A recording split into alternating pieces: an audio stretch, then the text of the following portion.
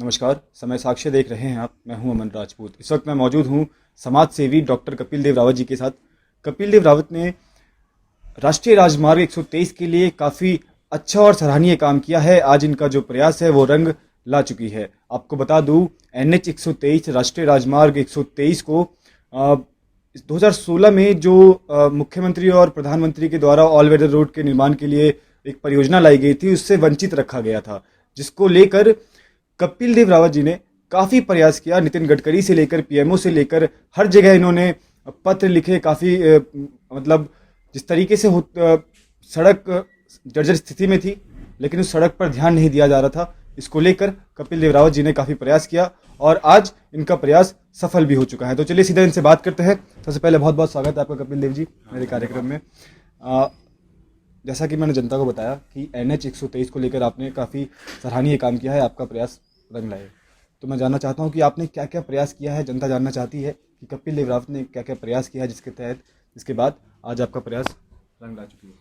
देखो, जैसे माननीय प्रधानमंत्री जी ने 2016 में एक उत्तराखंड को एक चार धाम को एक तोहफा दिया था ऑल वेदर रोड का।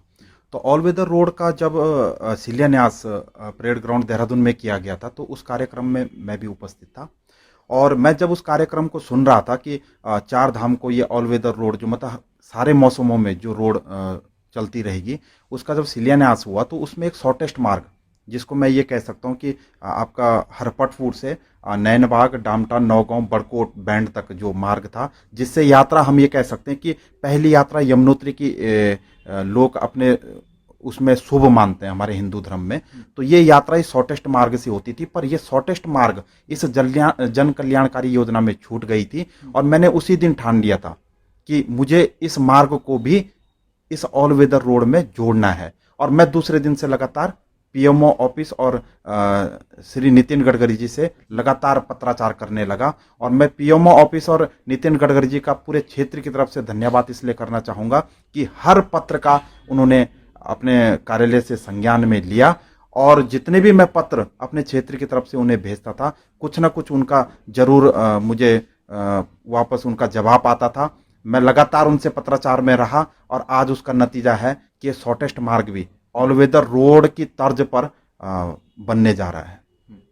अ, आप पेशे से डॉक्टर हैं, डॉक्टर थे और अब आप समाज सेवी बन चुके हैं। क्या कुछ कारण है कि अब आपने अपना पेशा छोड़ दिया, आप बिल्कुल समाज सेवा में पूरी तरह से घुस चुके हैं?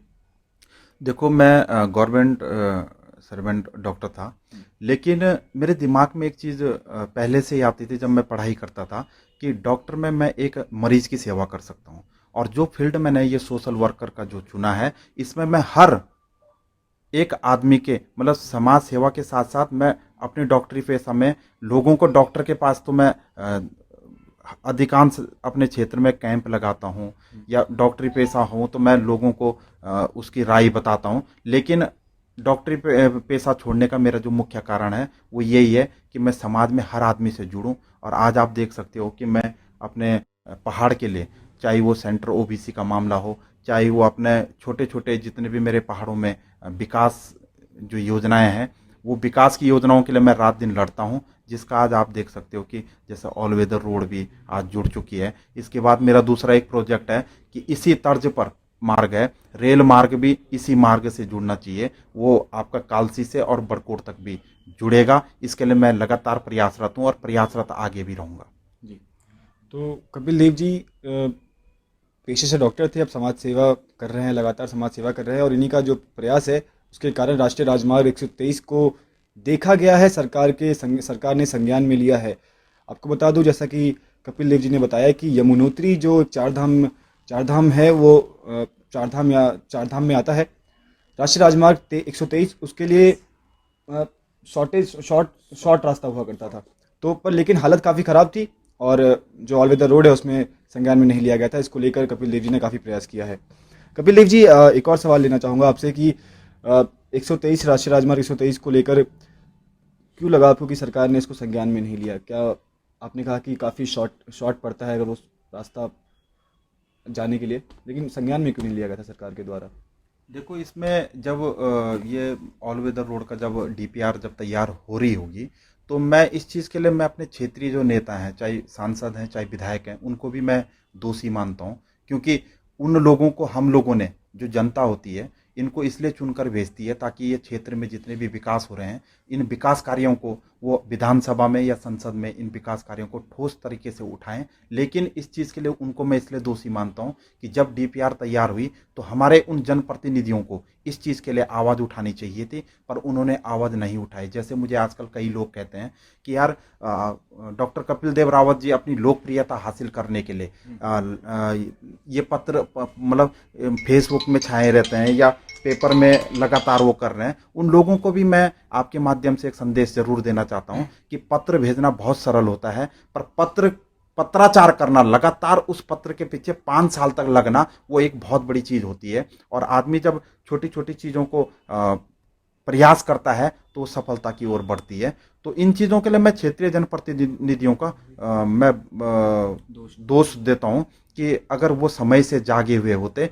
तो आज हमें 5 साल पीछे इस विकास के लिए रुकना नहीं पड़ता। जी। तो जो सरकार के द्वारा संज्ञान में नहीं लिया गया था राष्ट्रीय राजमार्ग 123 को, कपिल देव जी का कहना है कि ये जो क्षेत्रीय नेता हैं, जनप्रतिनिधि हैं, उनकी लापरवाही कहें या उनका कदम ना बढ़ाना सड़क को लेकर, उसके कारण संज्ञान में नहीं लिया गया था। कपिल देव जी, समाज सेवा के लिए काफ़ी कुछ त्याग करना पड़ता है, काफ़ी बलिदान करना पड़ता है। जैसा कि आपने खुद कहा कि लोगों का कहना है कि मीडिया में आने के लिए, फेमस होने के लिए आप ये सब कर रहे हैं, लेकिन आपने कहा कि मैं लगातार 5 साल से पत्राचार कर रहा हूँ अपने बलबूते पे, बिना किसी बैकअप के। 22 में उत्तराखंड में चुनाव है, क्या इसको मद्देनज़र रख के भी आप ये सब कर रहे हैं? क्या चुनाव में आप खड़े हो सकते हैं? नहीं, ऐसा मेरा कोई वो नहीं है, क्योंकि मैं एक सोशल वर्कर हूँ। मैं समाज से जुड़े मुद्दों को उठाता हूँ। राजनीति में आना मेरा कोई इतना लक्ष्य नहीं है, पर बाकी मैं सारी चीज़ समय पे इसलिए छोड़ देता हूँ कि मेरा काम कर्म करना है, और कर्म जब आदमी करता है तो समय में ये कर्म आदमी को कहाँ ले जाते हैं वो मैं समय पर छोड़ देता हूँ। तो ये सीधा जवाब था उन लोगों के लिए जिन लोगों ने कहा कि कपिल देव जी सिर्फ फेमस होने के लिए कर रहे हैं। फेमस तो 2 लोग होना चाहते हैं, या तो उनको पॉलिटिक्स में आना है इसलिए समाज सेवा करते हैं, या उनको मूवी बॉलीवुड में आना है इसलिए वो फेमस होना चाहते हैं। लेकिन कपिल देव जी का जो प्रयास है वो मुहिम बन चुकी थी, इन्होंने खुद मुहिम बनाया। अब लगातार 5 साल तक पत्राचार करते रहे, पत्र भेज के, और 5 साल बहुत बड़ा समय होता है, और उसके लिए अपने पेशे को त्याग देना। डॉक्टर काफ़ी अच्छा पेशा होता है, बचपन से लोगों का सपना होता है डॉक्टर बनेंगे, लेकिन उस पेशे को छोड़ने के बाद समाज सेवा करना, और उस समाज सेवा को, उस प्रयास को मुहिम बनाना, और मुहिम के बाद उसको सफल करना और अपने बलबूते पे करना काफ़ी अहम बात होती है, जो कपिल देव जी ने करके दिखाया है। और आगे क्या कुछ प्रयास करने वाले अपने क्षेत्र के लिए आप? समाज सेवा एक तो प्रयास आपकी जो मुहिम बनी थी वो तो आपकी सफल हो चुकी है, आगे क्या क्या प्रयास करना चाहते हैं और क्या क्या समस्याएं हैं आपके क्षेत्र में? देखो, आगे मैं पहाड़ों के लिए सबसे जो मेन समस्या पहाड़ों में है वो है आपके स्वास्थ्य की समस्या। क्योंकि मेरे उत्तरकाशी में अगर नॉर्मली कोई डिलीवरी भी होती है तो उसको देहरादून आते आते अपनी जान गंवानी पड़ती है। तो स्वास्थ्य, शिक्षा और सड़क तो ये ऑल वेदर रोड हो चुका है, और जैसे रेल मार्ग के लिए भी मैं लगातार प्रयासरत हूँ। उसके लिए भी मैं पत्राचार कर रहा हूँ और लगातार आगे करता भी रहूँगा जब तक ये मार्ग भी रेल मार्ग से न जुड़ जाए। तो यही चीज़ है कि मैं लगातार, जैसे स्वास्थ्य के लिए अभी मैं पीएमओ ऑफिस से कई पत्राचार कर चुका हूँ, कई चीज़ें हो भी गई है, कई चीज़ होने की बाकी है। और दूसरी चीज़ पहाड़ों में मैं जो लगातार ही देख रहा हूँ, पलायन।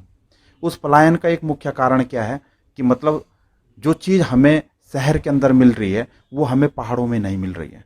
तो उसके लिए भी मैं लगातार प्रयासरत हूँ, और समय आने पर धीरे धीरे सब चीज़ होगा। जी। जो हमें शहर में मिल रही है, क्या वो पहाड़ों में मिल सकती हैं वो चीज़ें?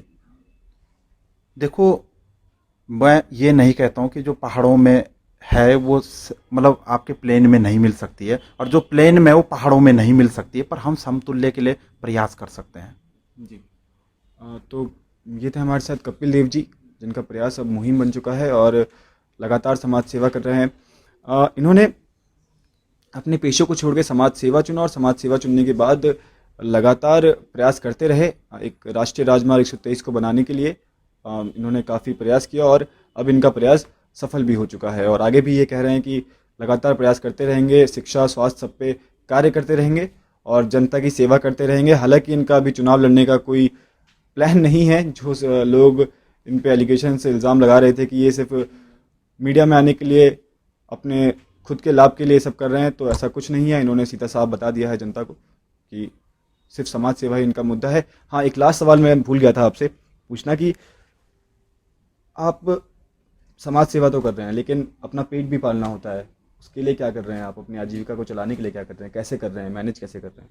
देखो, ये वाला जो प्रश्न है ये मुझे अधिकांश लोग करते हैं कि आप समाज सेवा का मतलब ये होता है कि मुझे अगर एक फोटो कॉपी भी करनी है तो वो अपने जेब से करनी होती है। तो उस चीज़ के लिए ऊपर वाले ने मुझे इतना कुछ दिया है कि मैं आसानी से समाज सेवा कर सकता हूँ।